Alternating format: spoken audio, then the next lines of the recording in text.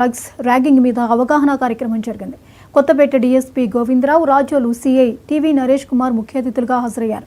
Drugs వాడకం వల్ల సమాజంలో కలుగుతున్న దుష్పరిణామాలు, ఆరోగ్య సమస్యల గురించి విద్యార్థులకు వివరించారు. సరదాగా మొదలుపెట్టి వ్యసనంగా మారి భవిష్యత్తును నాశనం చేస్తుందని హితవు పలికారు. సోషల్ మీడియాని వ్యసనంగా చేసుకుని సమయాన్ని వృధా చేసుకోవద్దని సూచించారు.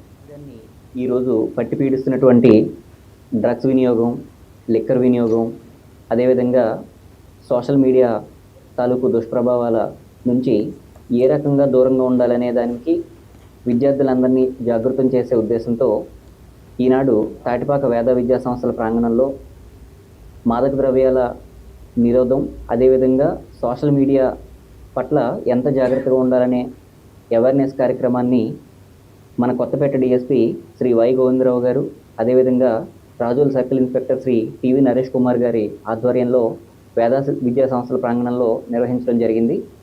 ఈ కార్యక్రమంలో పాల్గొన్నటువంటి ముఖ్య అతిథి మన కొత్తపేట డిఎస్పీ శ్రీ వై గోవిందరావు గారు సమాజంలో ఈ సోషల్ మీడియా పట్ల విద్యార్థులు ఎంత దూరంగా ఉంటే వారి భవిష్యత్తు అంత బాగుంటుంది అనే విషయాన్ని విపులంగా వివరించి చెప్పడం జరిగింది.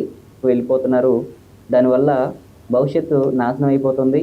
అదేవిధంగా అన్వాంటెడ్ వ్యక్తులతోటి, తెలియని వ్యక్తులతోటి ఈ సోషల్ మీడియా ప్లాట్ఫామ్స్లో చాటింగ్లు చేయడం కానీ, లేదా ఈ ఫొటోస్, వీడియోస్ షేర్ చేసుకోవడం లాంటివి ఏవైతే అన్వాంటెడ్ థింగ్స్ ఉన్నాయో వాటన్నిటినీ కూడా ఎంత దూరంగా ఉంటే భవిష్యత్తు అంత బాగుంటుందని విద్యార్థులకు డిఎస్పీ గారు చాలా సోదాహరణంగా వివరించి చెప్పడం జరిగింది.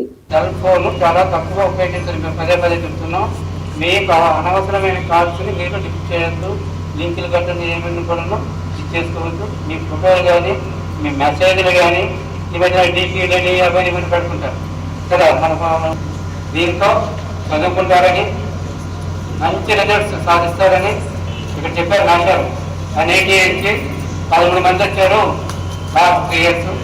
ఒక 86 మందికి క్యాంపస్ ఇంటర్వ్యూలు వచ్చి ఉన్నారు కదా. క్యాంపస్ ఇంటర్వ్యూలు 5,000 క్యాంపస్ ఇంటర్వ్యూ, 50,000 క్యాంపస్ ఇంటర్వ్యూ, 5 లక్షలు కూడా క్యాంపస్ ఇంటర్వ్యూ. మంచి ప్యాకేజీలు వచ్చేటట్టుగా రావాలంటే మనం ఇంకా బాగా కష్టపడి చదవాలి.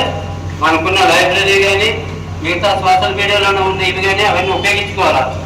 వేరే దానికి ఉపయోగించుకొని మీ ఓన్గా స్కిల్ డెవలప్ చేసుకొని మంచి భవిష్యత్తు మీ అందరికీ ఉండాలని ఆశిస్తూ